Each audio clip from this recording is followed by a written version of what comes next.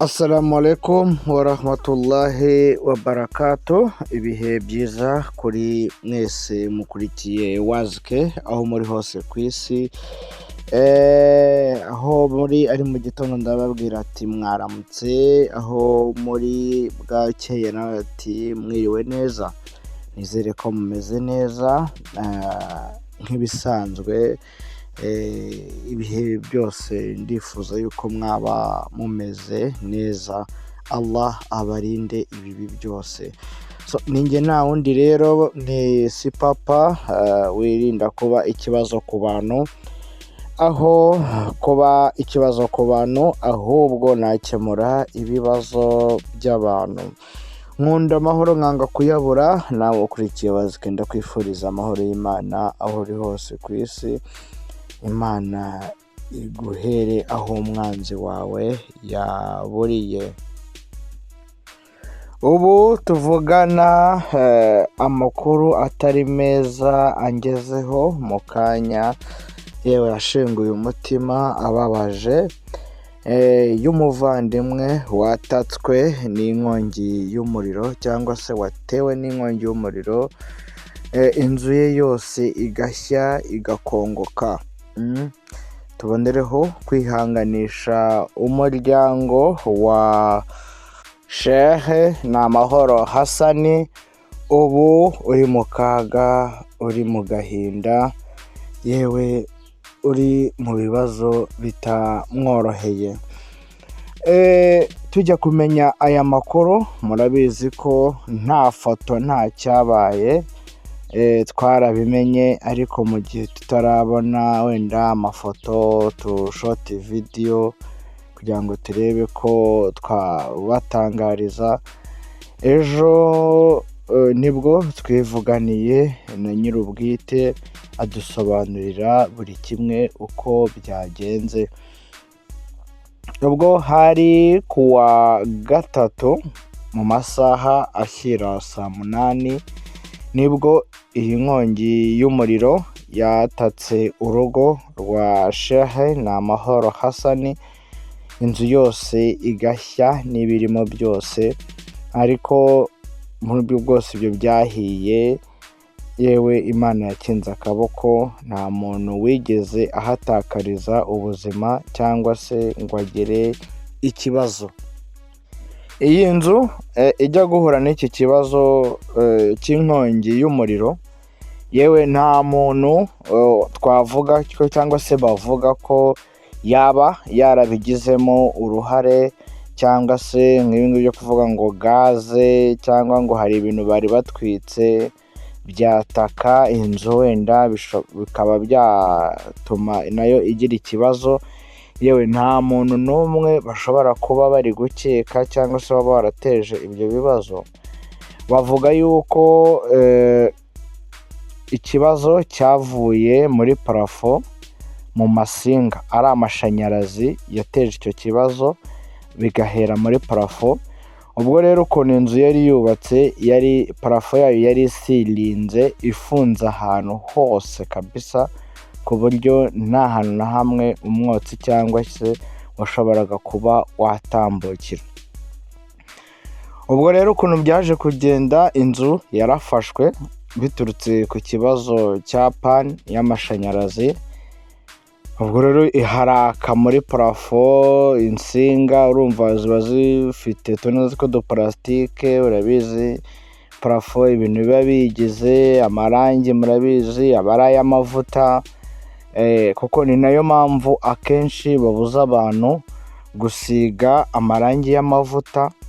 Byaje kugaragara yuko iyo inzu igize ikibazo, warayisize irangi ry'amavuta, hakaba hari ikintu cyatuma wenda umuriro ukwataka, ya marangi niyo noneho yongeza atuma umuriro wongezamo umuvuduko, kubera yuko aba ari amavuta nyine, urumva rirayenga, kandi aba arimo za peteroli cyangwa za tineri, urumva bigatuma inzu ifatwa cyane n'amaverne.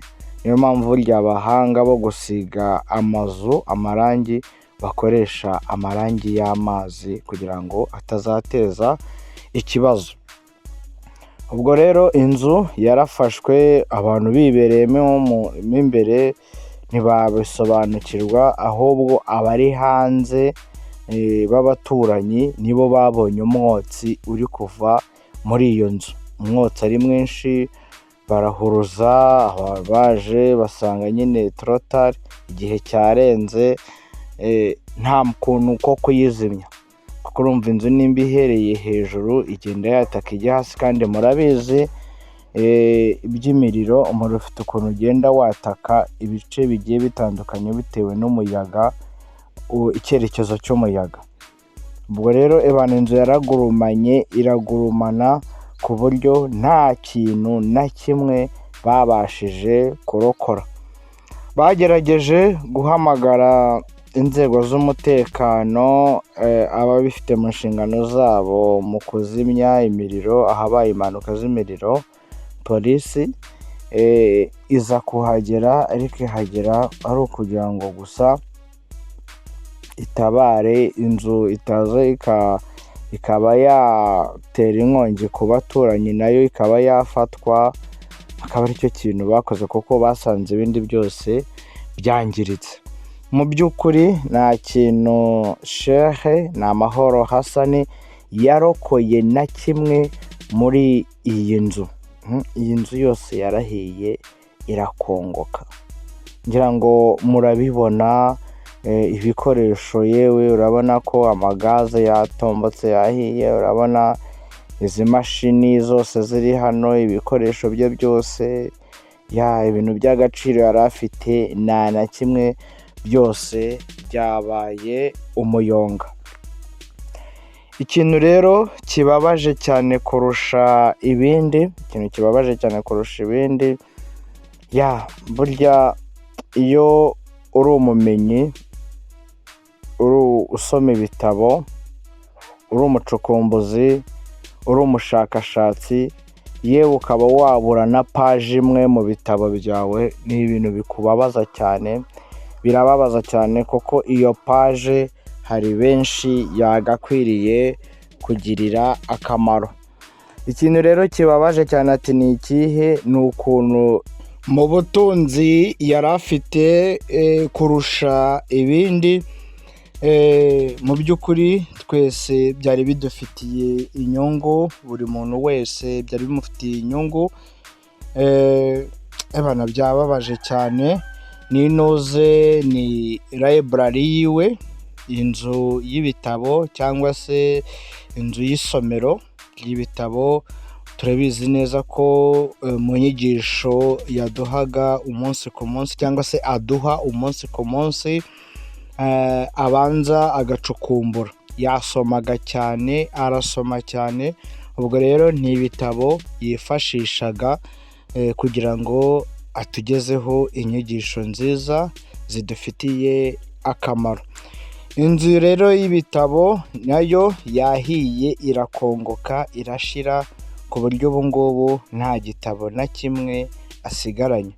Ikindi cyahiye nanone ni studio yiwe, yari afite mini studio mu nzu iwe, cyangwa se mu rugo iwe, aho yakundaga gukorera ibiganiro bigiye bitandukanye by'inyigisho yatugezagaho. Biriya byose twajyaga tubona umunsi ku munsi, cyangwa se space yakoreragaho, yari afite aho abikorera. Rero na studio yiwe yahiye yose, ibikoresho bye yakoreshaga byose, harimo n'amamashini, harimo n'utundi tuntu tugiye dutandukanye, nabyo byahiye birashira, ku buryo ubu ngubu nta kintu ashobora kuba yakora. Yewe na telefone, kubera yuko kwari ugucanganyikirwa bitewe n'ibintu bikuguyeho, akabura icyo afata, akabura icyo areka, yewe na telefone yiwe yagendeyemo. Ariko ubwo twavuganaga yavuze yuko ibyabaye byose ari kadari, ni umupango w'Imana. Nta muntu ashobora kuba yashinja cyangwa se ngo amukeke, avuga yuko ari igeno ry'Imana. Imana yarabimuhaye, none irabyishubije, ariko imufitiye undi mugambi twizera ko ari umugambi mwiza. Allah ntabwo yakugeraho umugambi mubi bwana shehe. Turanakwihanganisha twese nk'abayisilamu, inshuti, abavandimwe. Wumve ukomeye, iri ni igeno ry'Imana. Tubonereho no gushima ko nta muntu wigeze ahatakariza ubuzima. Yes, nk'ibisanzwe rero murabizi ko mu muco wa Kisilamu yewe n'uwa Kinyarwanda, umuvandimwe yagize ibyago, harimo kumutabara, harimo kumwihanganisha, hari kumuha pole kugira ngo abone ko turi kumwe, yani tumufariji mu Giswahili cy'abaturanyi, kumufariji, tumube hafi kubera yuko ibyamubayeho, nawe ejo byakubaho, nawe ejo bundi byakubaho. Niyo mpamvu akenshi mbabwira ko uyu munsi bishobora kuba ari byiza, ejo bikaba bibi, cyangwa se uyu munsi bikaba bibi, ejo bikaba byiza. Yewe no guhora witeguye, ntawe umenya igishobora kumubaho. Ushobora kutabura ubuzima ariko ukabura byinshi wari ufite, ukabura ubutunzi bwawe, ukabura bimwe Allah yaguhaye, bibaho mu buzima. Niyo mpamvu rero umuntu wese ushobora kuba ashaka kuvugisha bwana shehe namahoro Hassan, ashobora kuba yamuhamagara kuri iyi nimero, cyangwa se agaca mu gikari. Ntabwo nayishyiraho kubera yuko nta burenganzira mbifitiye. Yaca mu gikari akampamagara kuri WhatsApp ya nimero yanjye, akansaba nimero yiwe nkayimuha, nta kibazo, biremewe, kugira ngo wenda arebe icyo amuvugishe, amuhe pole. Yewe nimba hari n'andi makuru ashaka kumenya, ari tayari kuba yamuvugisha, nta kibazo. Ariko twihanganisha umuvandimwe wacu, yewe mbonero no kwihanganisha n'abandi bose bagize ibyago, bagize ibibazo, batari mu buzima bwiza muri iyi minsi, abari mu manza, abarwaye, abari muri vutani kuvute zo hirya no hino, abari guhuguzwa, mbese abantu bafite ibibazo, yaba ari n'ibibazo by'ubuzima, bumve yuko aho uri utari wenyine, uri kumwe n'Imana Allah subhanahu wa ta'ala. Ibiri kukubaho byose wumve ko atari ukuri mubi kurusha abandi, wumve ko atari uko uri ikibazo mu bantu, wumve ko ari igeno, wumve ko ari kadari ku bintu byakubayeho, ariko wumve ko ibyo ukora byose Imana iri kumwe nawe. Reka rero minira ahangaha, mvuga ati mugire ibihe byiza, nakagaruka mu kiganiro cy'uyu munsi. Assalamu alaikum wa rahmatullahi wa barakatuh. Aya ni amaboko matagatifu ya WAZI-K. Ninjye na undi si papa utegura iki kiganiro kugira ngo kibagereho.